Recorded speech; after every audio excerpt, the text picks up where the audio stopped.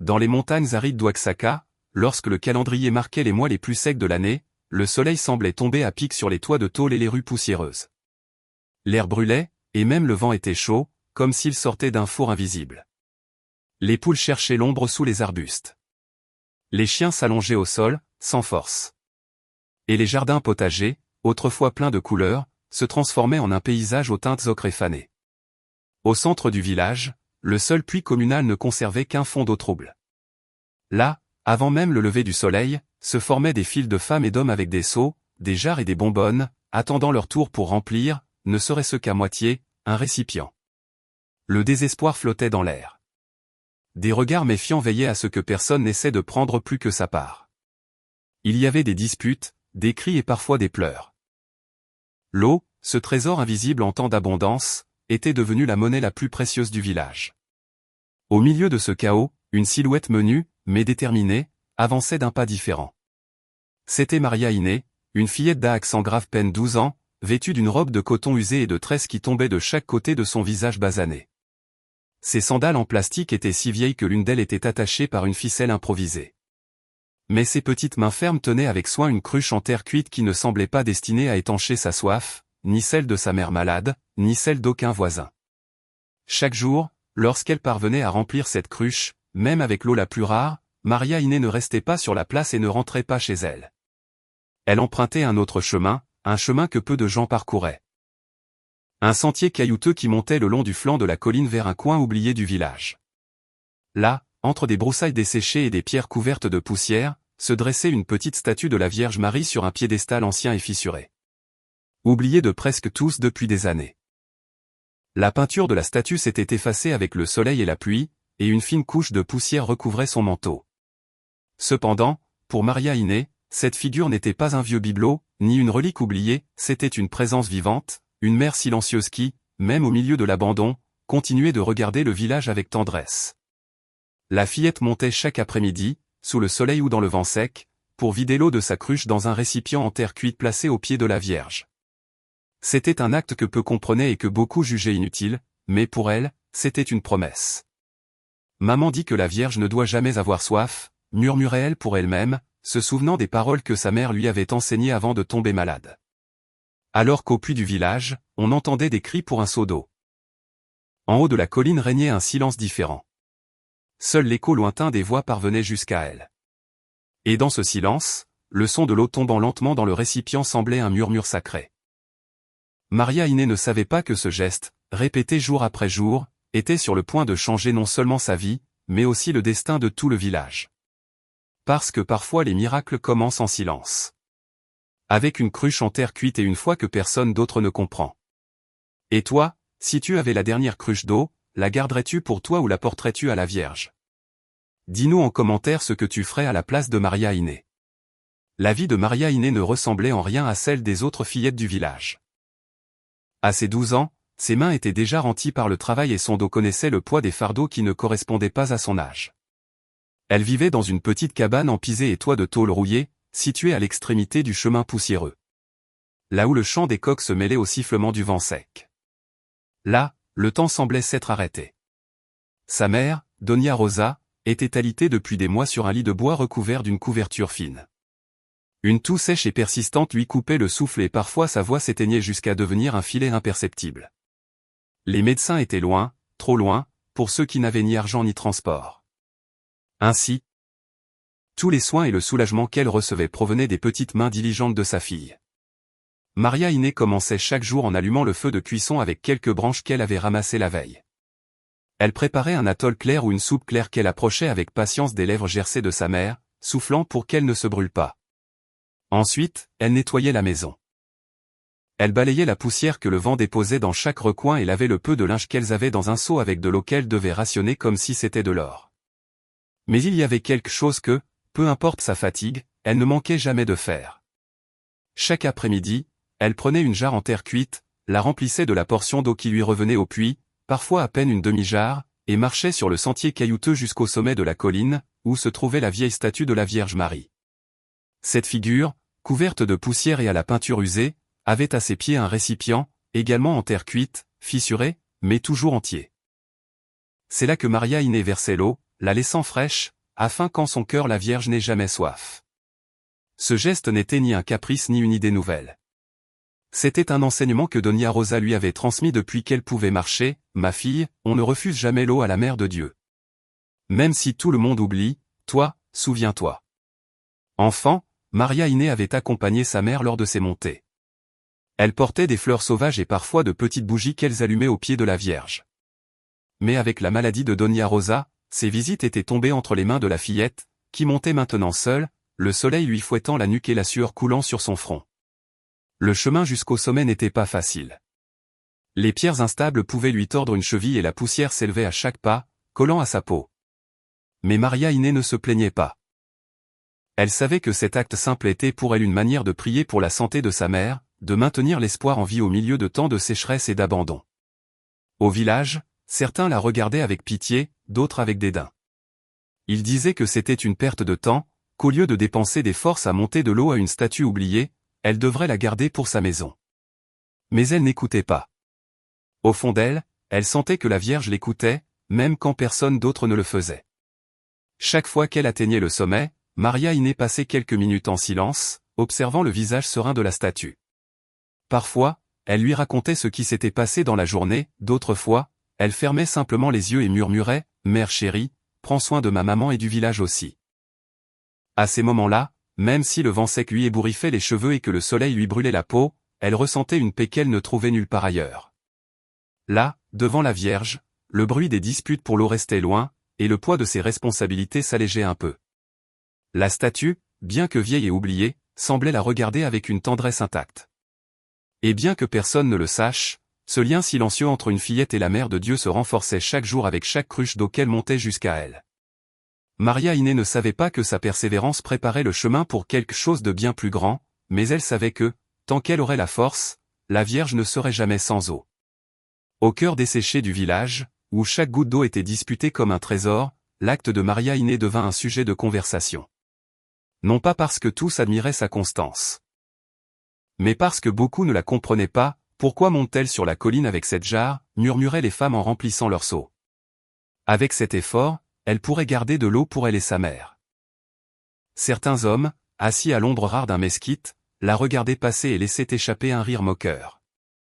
La voilà, la porteuse d'eau de la statue, disait-il en secouant la tête. Elle pense sûrement que la Vierge va descendre pour la remercier. Il y avait même ceux qui assuraient que c'était une perte de temps, qu'en période de sécheresse il fallait penser à la survie, pas aux superstitions. Mais Maria Inés ne répondait pas. Ses pas fermes et son regard droit étaient sa seule réponse. Elle savait que le chemin était difficile. La pente de la colline semblait plus raide chaque jour. Et le soleil tombait implacablement, faisant craquer la terre sous ses pieds. La jarre, même si elle n'était pas pleine, pesait davantage à chaque mètre parcouru et, pourtant, elle ne s'arrêtait pas. Chaque goutte qu'elle versait dans le récipient en terre cuite au pied de la Vierge était pour elle un rappel. Nous ne sommes pas seuls. Elle est là. Plus d'une fois, elle sentit ses forces l'abandonner. Ses mains, petites mais durcies, s'accrochaient à l'anse de la jarre avec une telle force qu'elles en restaient parfois marquées. La sueur lui coulait sur le front et lui trempait sa simple robe de coton. Cependant, lorsqu'elle atteignait le sommet et voyait la silhouette sereine de la Vierge découpée contre le ciel, toute fatigue semblait s'évanouir. Elle s'approchait lentement, comme si elle entrait dans un lieu sacré. Elle posait la jarre à côté du récipient, inclinait le récipient et laissait l'eau tomber fraîche et claire, remplissant peu à peu le vide. Pendant qu'elle le faisait, elle inclinait la tête et murmurait toujours la même prière. « Mère chérie, prends soin de ma maman et ne permets pas que le village perde la foi. » L'écho de ces paroles se perdait parmi les pierres et les broussailles sèches, mais elle sentait qu'elle parvenait à une oreille qui ne se fermait jamais. Un jour, en revenant de la colline, elle entendit un groupe d'enfants rire aux éclats. Ils la montrèrent du doigt et l'un cria « Maria Inés, elle croit que la Vierge boit de l'eau comme nous. » Elle ne répondit pas. Elle pressa le pas, le menton haut, et continua son chemin. Non pas parce que ça ne lui faisait pas mal, car ça lui faisait mal, mais parce qu'elle savait que leur expliquer serait comme parler au vent. Dona Rosa, sa mère, remarquait tout cela. Bien que la maladie lui volât ses forces, chaque fois que Maria Inés revenait de la colline, elle lui prenait la main et lui disait « Ne laisse pas qu'on t'enlève ce que tu portes dans ton cœur, ma fille. » Les moqueries s'envolent avec le vent, mais les prières non. Avec ces mots, la fillette trouvait une force renouvelée. Ainsi, jour après jour, elle continua son œuvre silencieuse. Ni la sécheresse qui craquait la terre, ni la chaleur qui brûlait la peau, ni les voix qui tentaient de la discréditer ne parvenaient à l'écarter de sa mission. Au fond, elle était convaincue de quelque chose qu'elle ne pouvait expliquer avec des mots. Maintenir l'eau dans le récipient de la Vierge, c'était comme maintenir une promesse vivante. C'était dire par des gestes et non par des discours, que le village se souvenait encore de sa mère, même quand il semblait que le ciel les avait oubliés. Et ainsi, avec chaque goutte d'eau, Maria Iné arrosait non seulement le récipient en terre cuite, mais aussi un espoir silencieux que personne n'osait encore reconnaître. Le jour le plus dur de la sécheresse arriva sans préavis, bien que tous l'eussent redouté. Le puits communal. Ce cercle de pierre où depuis des générations les familles avaient puisé l'eau, se réveilla vide. Pas une goutte ne se reflétait dans le fond sombre. Il ne restait qu'une odeur de terre sèche et l'écho creux des seaux heurtant les parois. La nouvelle se propagea comme une traînée de poudre. Il n'y a plus d'eau, criaient les enfants, et les mères sortaient avec des seaux vides dans l'espoir que ce soit une exagération. Ce n'en était pas une. Ce jour-là, Maria Iné regarda le petit cruchon qui restait chez elle. C'était le dernier récipient d'eau qu'elles avaient gardé pour que sa mère puisse boire un peu et mouiller ses lèvres gercées. Doña Rosa, étendue sur son lit, la vit le prendre entre ses mains. « Ma fille, murmura-t-elle d'une voix faible, c'est le seul que nous ayons. » Maria Iné s'agenouilla près d'elle et lui prit la main. « Je sais, maman, mais si aujourd'hui la petite Vierge n'a pas d'eau, qui va lui en donner ?» Doña Rosa ferma les yeux. Elle ne pouvait pas la contredire. Au fond, elle savait que cette foi têtue était ce qui maintenait sa fille debout. « Vas-y alors et prie pour nous toutes. » Le cruchon serré contre la poitrine, Maria Iné sortit sur le chemin poussiéreux. La chaleur était si intense que l'air semblait brûler. La montée vers la colline ne lui avait jamais semblé si longue ni si raide. Ses pieds nus soulevaient de la poussière chaude et chaque pas lui volait un peu de force. En passant par la place, quelques voix l'appelèrent « Fillette, garde cette eau. Ne sois pas idiote. C'est pour boire, pas pour une statue. » Elle ne regarda pas en arrière. Son cœur battait vite, non seulement à cause de l'effort, mais parce qu'elle savait que ce qu'elle portait dans ses mains était un vrai sacrifice. Elle monta pas à pas, le soleil se plantant dans sa nuque et la sueur coulant dans ses yeux. Lorsqu'elle arriva au sommet, la Vierge l'attendait comme toujours, immobile, le visage serein regardant vers la vallée desséchée. Maria Iné s'approcha, déposa le cruchon à côté du récipient en terre cuite et versa soigneusement la dernière eau. Le son du liquide tombant fut bref, presque un soupir. Ensuite, le silence régna de nouveau. Elle s'agenouilla et appuya son front sur le bord du récipient. « Mère chérie, il ne nous reste plus rien. Si tu veux nous aider, c'est aujourd'hui ou jamais. » Ce soir-là, elle descendit de la colline, le cruchon vide et les jambes tremblantes.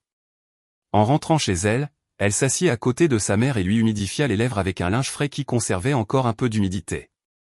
Elles passèrent la nuit sans beaucoup parler. Dehors, le ciel était clair, sans nuages, et personne n'attendait de pluie. Mais à l'aube, un murmure parcourut le village. Des enfants qui étaient montés tôt sur la colline pour chercher du bois de chauffage, redescendirent en courant, criant « Il y a de l'eau sur la colline !» Les gens, incrédules, commencèrent à monter le sentier. Maria Iné, en entendant, se leva d'un bond et, sans attendre, courut aussi. En arrivant au sommet, elle s'arrêta, n'en croyant pas ses yeux. Au pied de la Vierge, juste là où se trouvait le récipient en terre cuite, jaillissait un filet d'eau cristalline. Cela ne venait ni de la pluie ni d'un ruisseau caché, cela sortait directement de la terre sèche, formant une petite source qui descendait le long des pierres. L'eau brillait d'une pureté qui contrastait avec l'aridité du paysage. L'un des hommes les plus âgés du village s'agenouilla et but une gorgée. « Elle est fraîche et douce, dit-il, les larmes aux yeux. » Bientôt, tous commencèrent à remplir des bouteilles, des jarres et des seaux. Il n'y avait ni précipitation ni bousculade. Quelque chose dans l'atmosphère leur faisait sentir qu'ils étaient face à quelque chose de sacré. Ceux qui buvaient fermaient les yeux un instant, comme si un calme étrange leur parcourait le corps. Maria Iné s'approcha lentement, mouillant ses petites mains dans l'eau. La fraîcheur lui parcourut les bras et, un instant. Elle sentit toute la fatigue s'évanouir. Elle leva les yeux vers la Vierge et jura que ses lèvres avaient une légère courbe comme si elle souriait. Ce matin-là, personne ne parla de hasard. La source était née après la nuit la plus sèche et le plus grand des sacrifices. Et tous savaient qui était monté sur la colline avec le dernier cruchon. En silence, les regards commencèrent à se tourner vers la fillette. Rouge de confusion, elle dit seulement « Ce n'est pas moi, c'est elle », mais au cœur de beaucoup, quelque chose commença à changer. La nouvelle courut comme le vent qui descend de la colline, de l'eau avait jailli au pied de la Vierge. D'abord vinrent les curieux, puis les incrédules, et enfin ceux qui n'avaient plus que l'espoir. À midi, une procession improvisée de voisins montait le sentier caillouteux, avec des seaux, des bouteilles, des jarres et tout récipient pouvant contenir le miracle. La source n'était pas un torrent, mais elle ne s'arrêtait pas. Elle naissait claire entre les pierres et coulait doucement, formant un filet lumineux qui semblait tout laver sur son passage. La poussière, la fatigue, même la méfiance. Personne ne parlait à voix haute. Le murmure de l'eau imposait une simple révérence, comme si chaque goutte disait quelque chose qui n'osait pas être mis en mots. Maria Inés arriva en tenant la main de sa mère. Doña Rosa marchait à petits pas, fragile, mais elle marchait. La veille au soir, elle pouvait à peine s'asseoir et maintenant, soutenue par le bras de sa fille, elle montait lentement, les yeux humides. Doucement, maman, murmura la fillette. Nous y sommes presque. Lorsqu'elles atteignirent le sommet, les gens s'écartèrent pour les laisser passer. Certains les regardèrent avec respect, d'autres avec un mélange de peine et d'admiration. Personne n'avait oublié que la dernière eau du village était montée dans la jarre de la fillette la veille. Doña Rosa s'agenouilla avec difficulté près du filet cristallin. Elle prit de l'eau dans sa main et la porta à ses lèvres. Le geste fut maladroit, mais ferme. Elle but. Elle ferma les yeux un instant. Puis elle but de nouveau, cette fois plus lentement, comme si elle savourait non seulement la fraîcheur, mais quelque chose qu'elle reconnaissait au plus profond d'elle, là où la peur a l'habitude de se cacher. « Merci, mère », murmura-t-elle sans regarder personne. « Merci de ne pas nous avoir laissés seuls. » Non loin de là, Doña Tecla, la vieille femme courbée qui s'appuyait sur une canne depuis des années, observait la scène avec méfiance. Elle souffrait de ses « os espiègles », comme elle disait, et la douleur lui mordait le dos depuis des décennies. Cependant, elle s'approcha de la source, se pencha avec difficulté et remplit une tasse que quelqu'un lui prêta. « Voyons si ça sert à quelque chose, » dit-elle, essayant de paraître dure. Elle but une gorgée. L'eau était claire, fraîche, douce. Elle sentit une chaleur tiède monter le long de sa colonne vertébrale et, sans savoir pourquoi, ses épaules se détendirent. Elle resta là un moment en silence, la tasse entre les mains. Lorsqu'elle tenta de se lever, elle ne chercha pas sa canne. Elle n'en eut pas besoin. Elle fit 2 pas. 3. Elle s'arrêta, surprise, et commença à rire d'un rire timide, comme si la joie lui faisait honte. « Je n'ai plus mal, » dit-elle, incrédule. « Mon Dieu, je n'ai plus mal. » Ceux qui étaient proches la regardèrent les yeux écarquillés. Un jeune homme se signa. Une femme porta les mains à son visage et pleura sans bruit. Doña Tecla marcha un peu plus loin, très droite, comme pour vérifier que ce n'était pas un rêve. Puis elle laissa sa canne appuyée contre un rocher, avec une maladresse magnifique. Elle s'agenouilla devant la statue. « Pardonne-moi, mère », murmura-t-elle. « Parfois je t'ai oublié. » Plus tard apparut Don Broglio, le tavernier. Le visage cerné et les mains tremblantes. Il se fraya un chemin sans dire un mot, s'assit sur une pierre et se mit à regarder l'eau. Il avait la réputation d'avoir gâché sa vie dans l'alcool et des dettes impayées. Il prit une gorgée dans sa paume comme un enfant. Il respira profondément. Puis une autre. Il resta immobile longtemps, comme s'il écoutait en lui. Au crépuscule, il descendit au village. Cette nuit-là, il n'ouvrit pas sa taverne. Ceux qui la veille s'étaient moqués de la fillette s'approchaient maintenant en silence. Certains, avec des fleurs sauvages, d'autres, avec de courtes bougies qu'ils allumaient et laissaient en une rangée soignée. La colline commença à ressembler à un hôtel. Personne ne l'avait prévu. Cela arriva comme surgissent les choses vivantes. Cela ne peut pas être un hasard, dit quelqu'un à voix basse. Le puits s'est asséché et ici, juste ici, la fillette a monté le dernier cruchon, répondit une autre, et la Vierge a répondu. Maria Inés ne parlait pas, elle regardait. Elle regardait sa mère boire lentement, elle regardait les voisins remplir leurs récipients. Elle regardait l'eau continuer, constante, comme si elle connaissait le chemin. Elle sentait que toute la fatigue de ces mois, les montées sur la colline, les rires, le soleil planté dans sa nuque, commençait à se dénouer comme un nœud qui enfin cède. Un groupe d'hommes voulut creuser autour pour voir d'où sortait le filet d'eau. Le père Matteo, qui était monté d'un pas pressé en entendant la rumeur, les arrêta d'un geste. D'abord, remerciez, dit-il avec une sérénité que personne ne lui avait jamais vue. Il y aura bien le temps de comprendre. Aujourd'hui, il suffira de croire. Une file s'organisa. Personne ne resquillait, chaque famille remplissait juste ce qu'il fallait et avant de partir laissait une bougie, une fleur ou un mot bref. Il n'y eut pas de discours. Personne ne pouvait l'expliquer sans appauvrir ce que tous étaient en train de voir. La source continuait. À la tombée de la nuit, la colline sentait la bougie éteinte et la terre mouillée. Dona Rosa, plus droite, respirait sans le sifflement qui la réveillait la nuit. Elle serra la main de sa fille. « Je me sens forte, dit-elle. » Et sa voix se brisa. « Forte, ma fille. » Maria Iné appuya son front sur l'épaule de sa mère. Elle ne pleura pas. Ce n'était pas nécessaire. Dans sa poitrine, la gratitude était un fleuve. Le lendemain matin, l'eau jaillissait de nouveau et, jour après jour, elle ne s'arrêta pas. Ceux qui buvaient disaient qu'ils ressentaient une paix étrange, comme si leur corps s'apaisait de l'intérieur. Certaines douleurs s'atténuaient, d'autres tristesses se dénouaient. Personne ne parlait de magie, personne n'avait besoin de grands mots. Il suffisait de voir. Ce sera temporaire, disaient les prudents. Ça va s'assécher comme tout, mais ça ne s'assécha pas. À la porte de sa maison, Dona Rosa commença à retrouver des forces. Elle marcha sans s'appuyer sur le mur, prit un balai, rit de nouveau. Le soir, quand le vent apportait le murmure lointain de la colline, elle s'asseyait avec sa fille pour réciter un petit chapelet, sans hâte. Remerciant chaque grain comme si c'était un nouveau jour. « Mère, disait-elle, en regardant le ciel sombre, bénis cette fillette qui ne t'a pas laissé avoir soif. » Et en bas, au cœur du village, quelque chose commença à s'organiser. Juste des tours pour prendre soin du lieu. Une pierre plate pour poser les bougies. Un chemin débarrassé des épines. Personne ne voulut lui donner un nom ni installer des panneaux.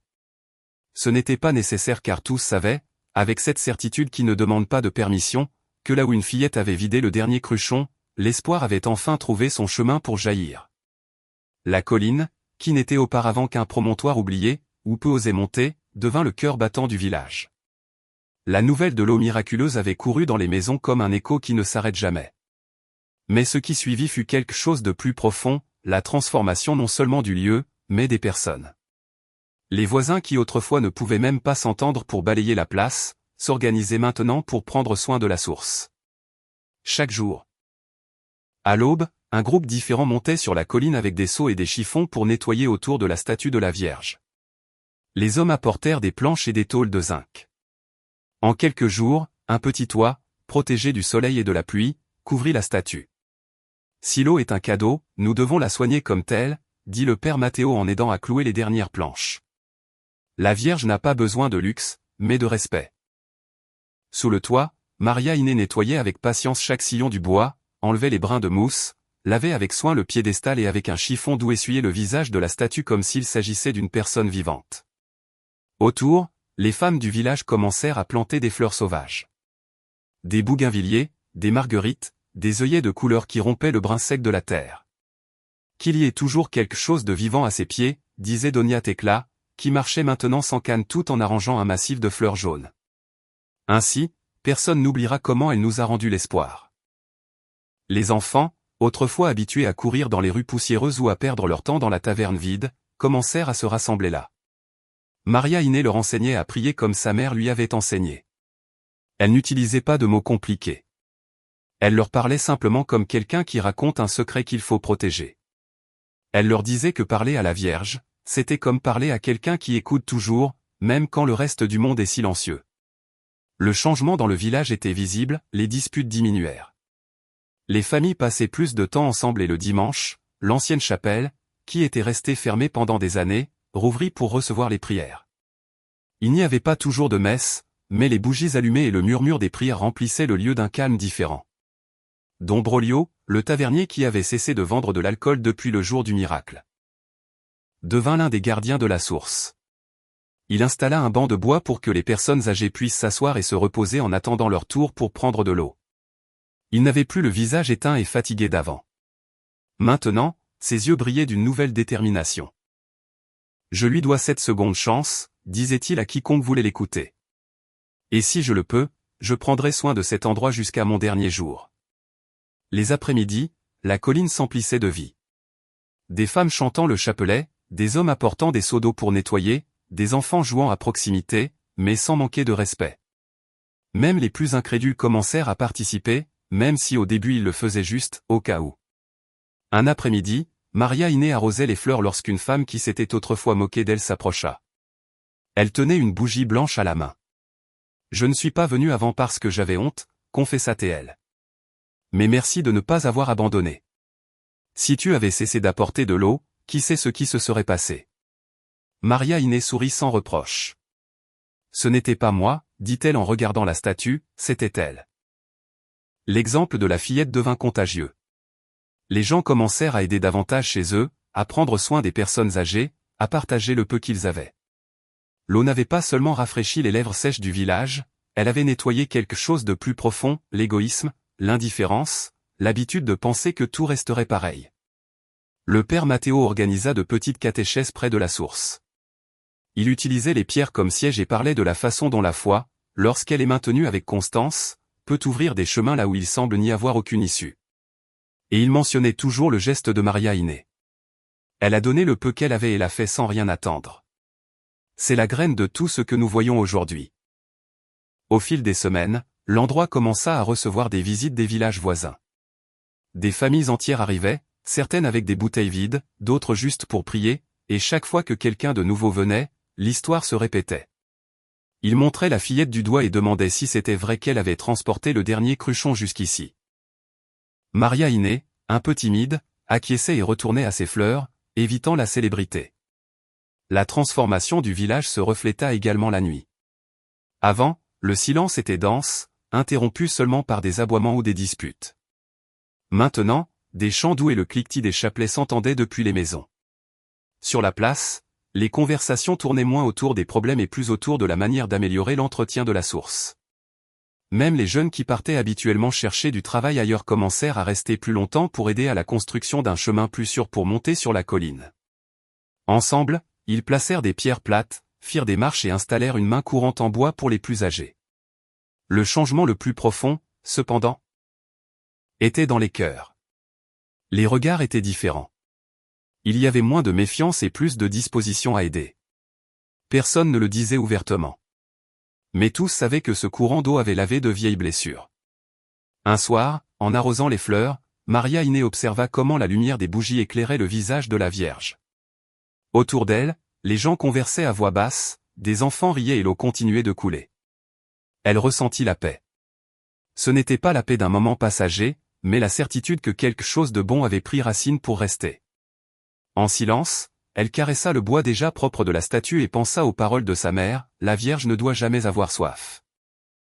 Elle comprenait maintenant qu'il ne s'agissait pas seulement d'eau, mais de maintenir vivant l'amour et la foi, même quand le reste du monde cessait de croire. Et ainsi, entre fleurs, prières et eau fraîche, le village entier découvrit que la vraie transformation n'était pas dans la source, mais dans ce qu'ils avaient appris à être grâce à elle. Un an s'était écoulé depuis ce matin où l'eau jaillit, timide et lumineuse, au pied de la Vierge.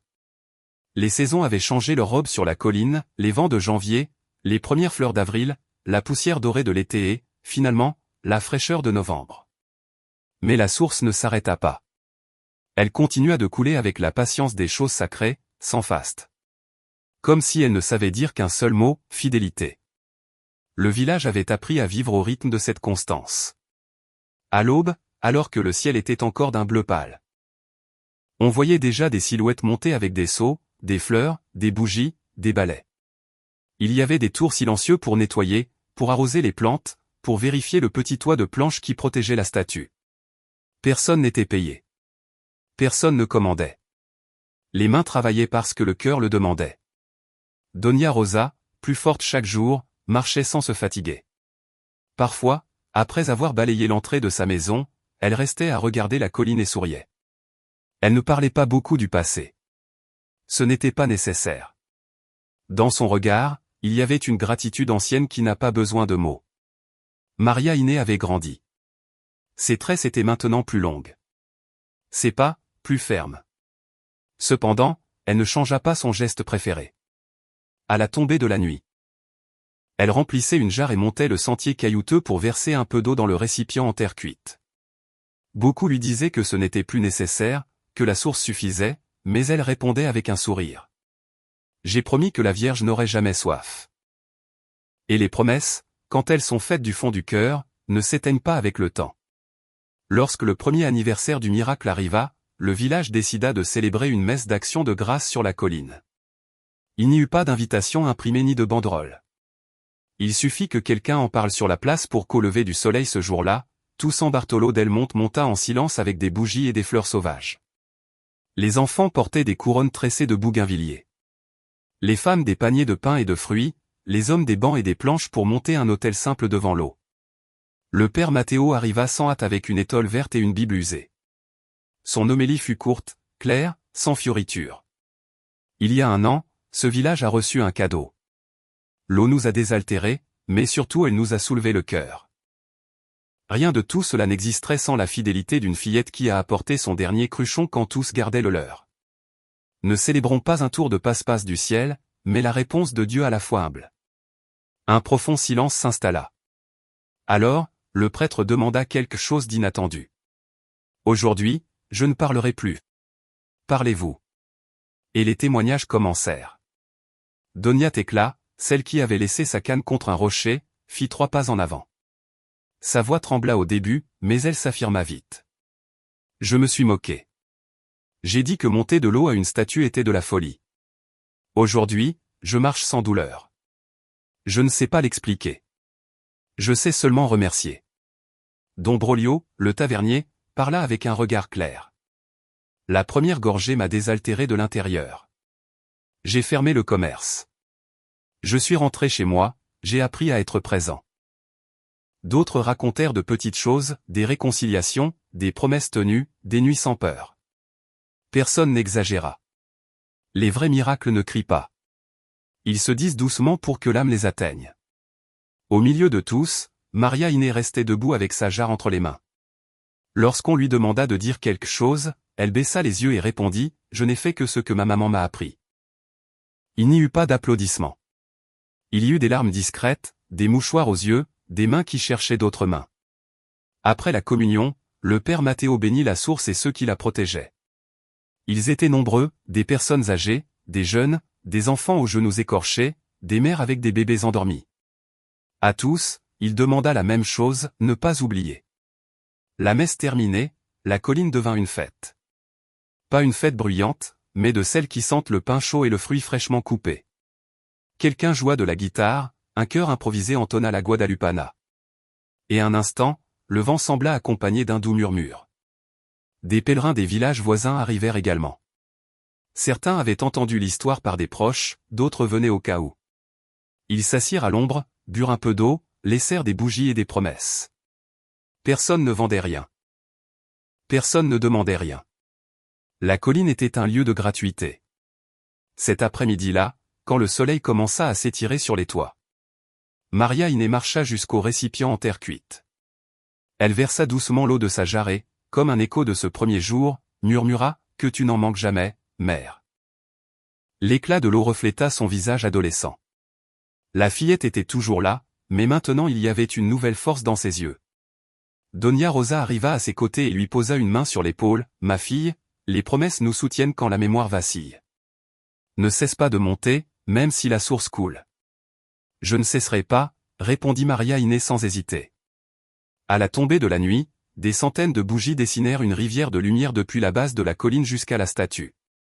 Il n'y avait pas de discours. Seulement des prières et des chants doux. Le père Matteo, en passant à côté de la fillette, murmura « Il y a des endroits où Dieu parle doucement. Vous avez appris à l'écouter. » C'était elle, dit Maria Iné en désignant la Vierge. Et l'eau nous a appris son langage avant de descendre. Beaucoup s'arrêtèrent pour regarder une dernière fois la source. Le filet clair continuait de couler patiemment. Il murmurait contre les pierres, comme le cœur d'une maison quand tout le monde dort. Certains recueillirent de l'eau pour les malades, d'autres mouillèrent leurs doigts et se signèrent sans hâte. Déjà sur le chemin du retour, un petit enfant prit la main de Maria Iné. « Demain aussi tu monteras ? Demain et après-demain, répondit-elle, tant que j'aurai des forces. L'enfant acquiesça, satisfait, comme celui qui reçoit une promesse qui ne expire pas. Et le village entier, en descendant entre lumière et ombre, sut, avec cette certitude qui n'a pas besoin de preuves, que l'eau n'avait pas seulement rempli des jarres, elle avait aussi appris à vivre en eux. Cette nuit-là, la colline resta illuminée un bon moment. De loin, elle ressemblait à une constellation tombée, un autel dressé sur la terre et, au centre, le visage tranquille de la Vierge, avec le récipient frais à ses pieds, gardait le sommeil de ceux qui croient et de ceux qui doutent encore, car il y a des miracles qui naissent d'un jet imprévu, et d'autres plus profonds, qui naissent de la persévérance. Maria Inès le savait. C'est pourquoi, même un an après, elle continuait de monter avec sa jarre, non pas pour que l'eau jaillisse, mais pour que le village n'oublie jamais d'où avait jailli son cœur. La nuit était tombée doucement sur la colline. Les dernières bougies scintillaient au pied de l'autel improvisé. Et l'air portait le parfum mêlé de cire fondue et de fleurs sauvages. Le murmure de la source continuait de remplir le silence, comme si l'eau priait pour tous. Maria Inès restait à genoux devant la Vierge. Sa jarre vide reposait à côté, mais ses mains restaient jointes, fermes, comme si le geste de prier était un refuge dont elle ne voulait pas sortir. La lumière dorée des bougies éclairait son jeune visage, sur lequel se dessinait une paix sereine, la même qui avait soutenu son chemin depuis ce premier jour. L'eau claire et constante coulait à ses côtés. Chaque goutte semblait porter un écho des voix du village, les rires réconciliés, les chants doux, les « merci » dits avec timidité. Les promesses murmurées à l'oreille de la Vierge. C'était comme si tout ce qui avait été vécu pendant cette année était contenu dans ce flux inépuisable. Doña Rosa, assise sur un banc proche, la regardait en silence. Elle savait qu'elle ne voyait pas seulement sa fille, mais la gardienne de l'eau et de la foi de tout un village. La fillette, qui un jour monta avec son dernier cruchon, était maintenant la jeune femme qui inspirait les autres à ne pas laisser sécher la source de leur cœur. Maria Inès leva les yeux vers le visage de la Vierge. Elle ne parla pas. Elle ne demanda rien, elle laissa juste ses yeux rencontrer cette expression maternelle sculptée par des mains inconnues il y a des décennies. Et à cet instant, tout semblait en équilibre, la sécheresse d'avant, l'eau d'aujourd'hui, les larmes d'alors, les sourires d'aujourd'hui. Parfois, les miracles ne commencent pas par un rayon de lumière dans le ciel, mais par un petit geste répété encore et encore jusqu'à ce que le ciel s'incline pour écouter. Une promesse tenue, une main qui ne se lasse pas de donner, une jarre qui monte la pente, même si elle est presque vide, mais pleine d'amour. Et toi, crois-tu qu'un seul geste fait avec tout le cœur peut tout changer? Ou continuerais-tu à garder ta jarre pour toi? Si cette histoire a touché ton cœur, je t'invite à la partager, à laisser un j'aime et à écrire dans les commentaires quel miracle tu as vu ou rêvé pour qu'ensemble nous continuions à porter l'espoir et la foi à plus de personnes.